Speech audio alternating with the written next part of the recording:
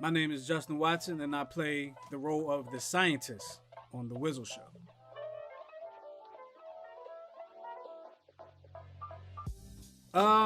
Well, it's kind of funny. I knew about the show coming on because one of the creators, Dave Logan, is one of my best friends, longtime friend, and he asked me one day if I just wanted to listen to the rehearsal, and sure, I'll listen to the rehearsal, no problem.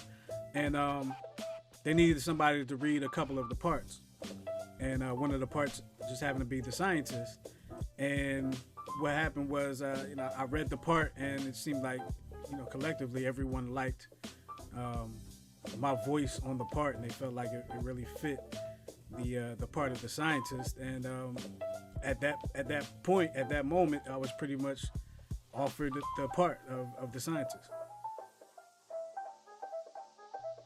My perception of the character, the scientist is somebody that is he's trying to get something done, but at the same time he's kind of trying to let things fall into place and trying to figure out a way to get things done, but in a quick time. And he kind of just lets things go and goes with the flow at the same time while trying to reach his goal of what he's doing. So he's not very assertive, but he's very intelligent.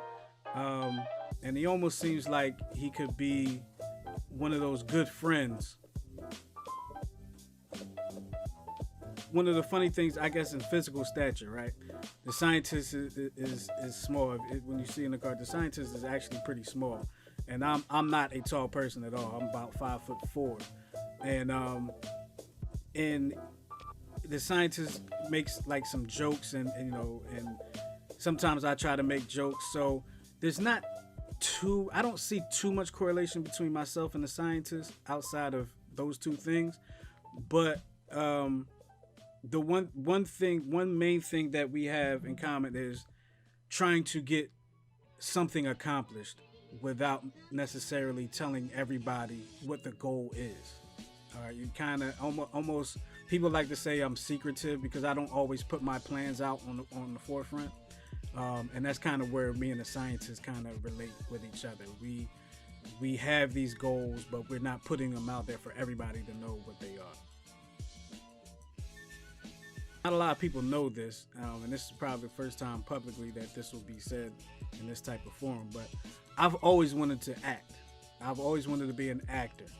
And when I was given the opportunity to do this, to be part of this project, I jumped on it. I said, this is an opportunity as a way to get my feet wet in some type of acting, in some type of acting roles.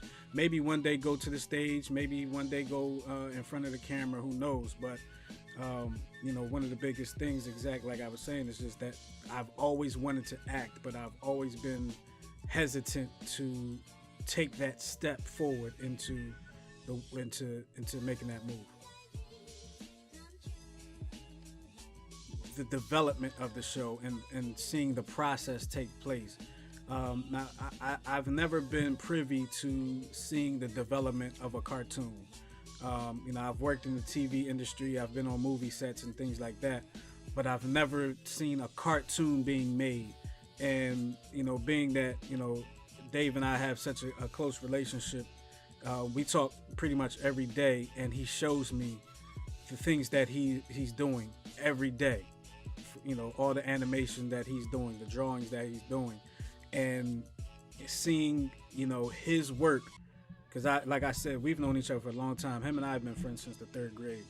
I've watched him draw and create since the third grade, and to see him going through this process of creating this project and hearing and feeling the love that he has for this particular project, it gets me excited, because as a friend, I like seeing my friends doing something that they enjoy, and watching this whole process has just been amazing, because like I never knew what goes on in making a cartoon. Like I've seen flip books, old school flip books where people draw things over and over again, but I've never seen it in the modern age of creating keyframes and creating, different pieces and all like that. So one of the most interesting things to me has just been the process.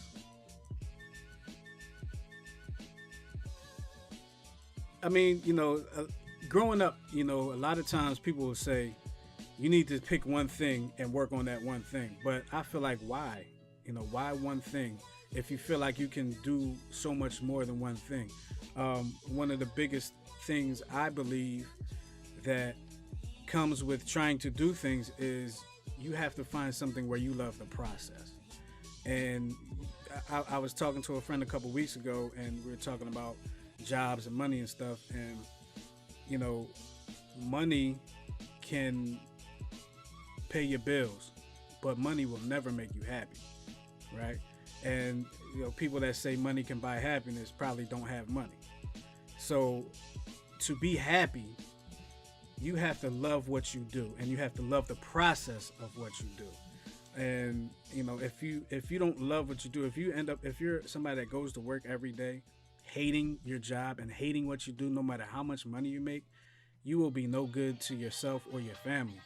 And if you have a family, they deserve to have the best you that they can have. Now, I'm not telling people go out and quit your jobs right away, but what I am saying is, find what you love, and find, something where you love the process. No matter what, it could be cutting hair, it could be making cakes, it could be building furniture, it could be singing, whatever the case may be. You have to love the process of what you do. And and then I believe you can find true happiness and be exactly who you're supposed to be in this world. For people that want to get into the business, the entertainment business, or any business, I would say, just do it. I know it's cliche, I know it's a Nike slogan, but I would say just do it. Because the last thing you want to do is be on your deathbed saying, man, I wish I would have tried this, or I wish I would have done that. You want to live your days knowing that you've made an attempt to do everything that you've wanted to do, or at least most of the things that you've wanted to do. The worst thing you can hear is no. That's the worst thing you can hear. And I mean, I'm not going to sit here and say that I go after every single thing I want to do. I'm trying to. I struggle with a lot of things too. But if you really want to do something, man, go after it. Go after it full force, and don't worry about what your boyfriend, girlfriend, mom, dad, whoever, what they may say. You got to do these things for you, and when you do that, that's true freedom. I want people to get out of this show entertainment. I hope that we are able to make people laugh, because laughter is a heck of a medicine, right? I hope we can make people laugh. I hope we can make people think. I just want people to be entertained. I mean, maybe you can watch this show and you're not thinking about some of the things that are going on in your life that you don't want to think about for 30 minutes, an hour, whether how long you might be watching the show. Let us be your escape from reality for a period of time. Let us entertain you. Put your feelings on the computer or on the TV or whatever the case may be, and let us be the beacon of entertainment for your day.